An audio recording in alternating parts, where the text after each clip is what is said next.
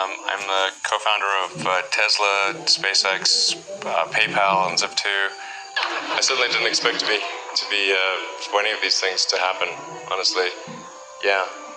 I just knew I wanted to be involved in technology, and in fact, the only reason I started a company back in '95, an internet company, was because I couldn't get it. There were only a few internet companies, and I couldn't get a job at any of them.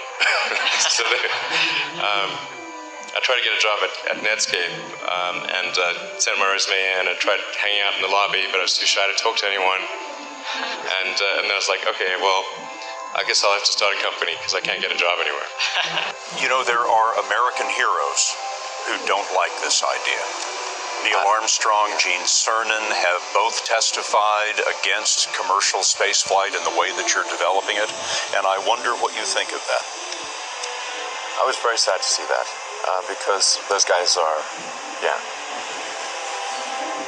those guys are heroes of mine, so it's really tough. When you had that third failure in a row, did you think, I need to pack this in? Never. Why not? I don't ever give up. Technically, what I thought was, well, I'll take half the money from PayPal, and if I lose half of it, that's okay. But then, of course, the companies encounter difficulties, and then have a choice of either let the company die, or put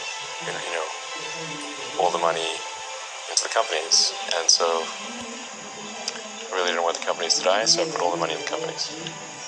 And then I had to borrow money from friends to pay living expenses. And then I think the final thing I would encourage you to do is, now is the time to take risk. As you get older, your obligations increase. So and once you have a family, you start taking risk not just for yourself, but for your family as well. It gets much harder to do things that might not work out. So now is the time to do that before you have those obligations. So I would encourage you to take risks now, to do something bold. You want to regret. First of all, I'd say starting a business is not for everyone. So generally, starting a business, I'd say number one is have a high pain threshold. That's it. There's a friend of mine who's got a good saying, which is that starting a company is like eating glass and staring into the abyss. Okay, that's generally what happens. Because when you first start a company, there's lots of optimism, and things are great. And then, so happiness at first is high. Then you encounter all sorts of issues, and happiness will steadily decline, and then you'll go through a whole world of hurt. If you succeed, and in most cases you will not succeed, and Tesla almost didn't succeed, came very close to failure. Then if you succeed, then after a long time you will finally get back to happiness. A lot of times, entrepreneur will come up with something which is only slightly better. And it can't just be slightly better. It's got to be a lot better. When trying different things, you've got to have some acceptance of failure, as you were alluding to earlier. Failure must be an option. If failure is not an option, it's going to result in extremely conservative choices, and you may get something even worse than lack of innovation. Things may go backwards. You've said that this has been the toughest year for you, the most sort of taxing year for you. Why? Well, Tesla really faced a severe threat of death due to the Model 3 production ramp. Essentially, the company was bleeding money like crazy, and just if we didn't solve these problems in a very short period of time, we would die. And it was extremely difficult to solve them. How close to death did you come? Within single-digit weeks. 22 hours a day, or how many hours? So 7 days a week, sleeping in the factory. I worked in the paint shop, general assembly, body shop. You ever worry about yourself imploding, too much? Absolutely. No one should put this many hours into work. This is not good. People should not work this hard. They should not do this. This is very painful.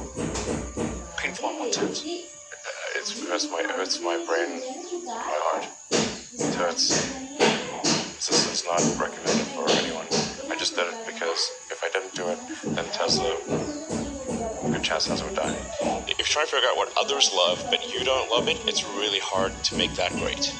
So when you work on something, if you fall in love with it, that's a good sign. And then don't worry about if others do. If you do, others will. Do you see Apple building a car and that maybe being a threat to you? Well, I would encourage more participation by whoever it is to create electric vehicles.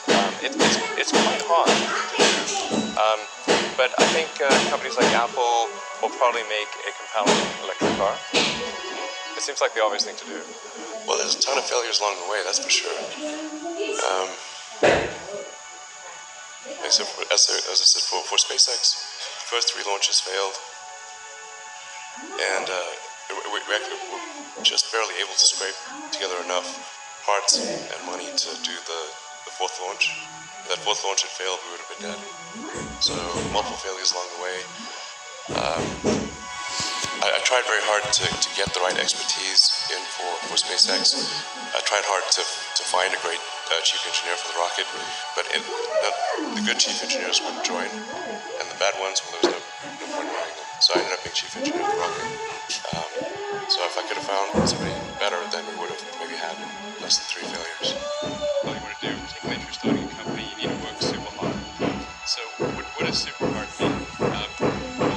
When my brother and I were starting our first company, instead of getting an apartment, we just rented a small office. We slept on the couch, and we showered at the YMCA. And we're so hot up, we had just one computer. So the website was up during the day, and I was coding at night.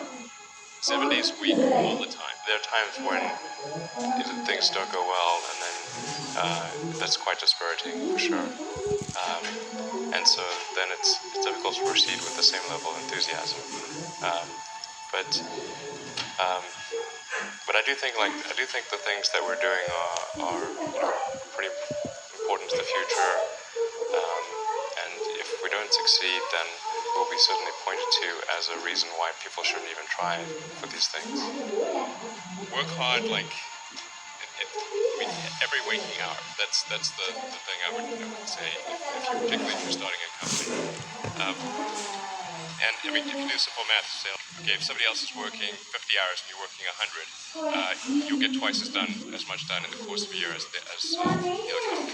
If you're in a race, don't worry about what